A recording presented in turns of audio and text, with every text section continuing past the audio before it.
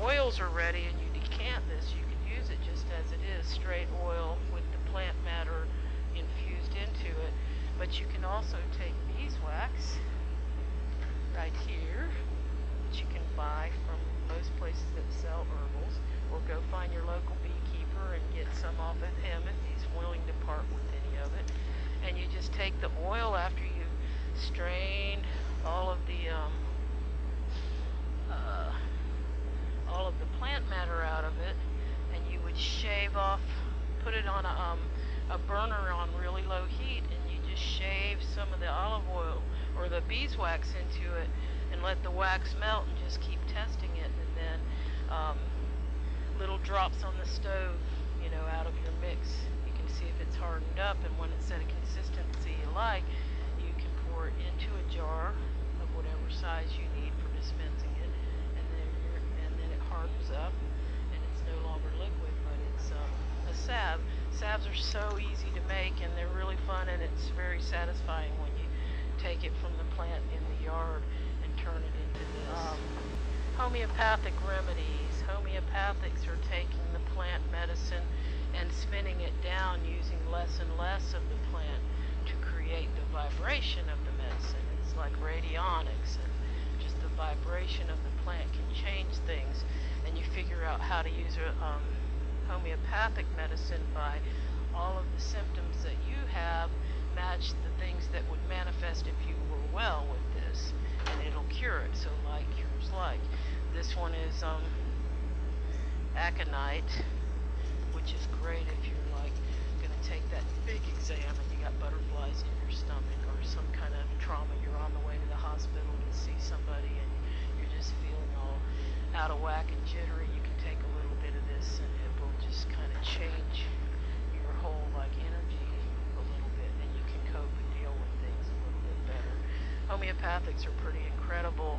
I studied them for a little while. There's like volumes to understand, but I know a few and a handful of them that like have gotten us through.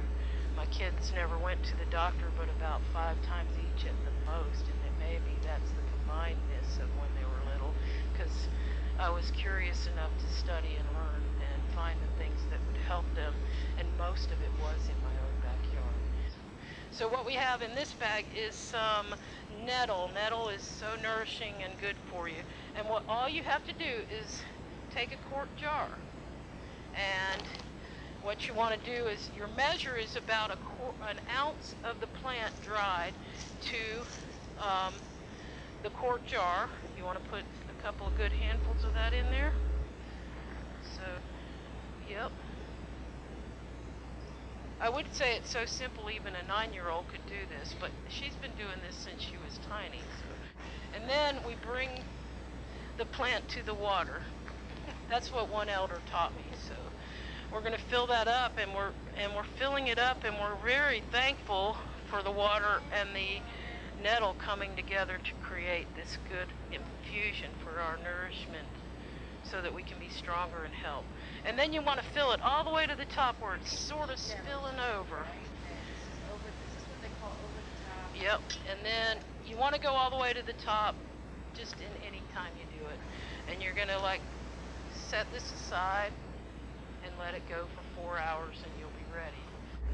So then if you were going to decant one of these that are ready, it's as simple as this. You're just going to pour it through some kind of a strainer. You could use a cheesecloth, or you can use, this has a really, really fine screen, and it works pretty well. We probably have one with a handle I didn't break off in there, but this one's working fine.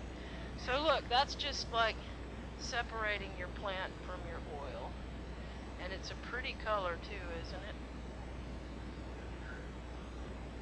Yep, I'm using I like the extra virgin olive oil, but if you have just olive oil, it'll be fine. This just seems so much more robust, you know.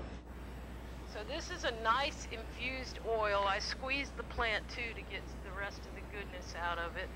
And if I was going to turn this into a salve right now, I may end up with a few little bubbles of water in the salve, and then it would have rancid spots. So ideally, if you were going to make this into a salve, you'd want to set it up overnight And in the morning, if you look at the bottom of the jar, you'll find a few little water bubbles that settle to the bottom.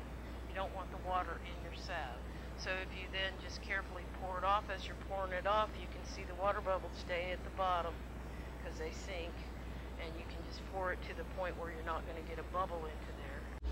So that is what we've got going on right now, and if you guys want to, we can go out to the garden and we can make some chickweeds and some herbal vinegars, because we have all the things we need, and let our things infuse, and we will get on with that part of the day if you guys want to.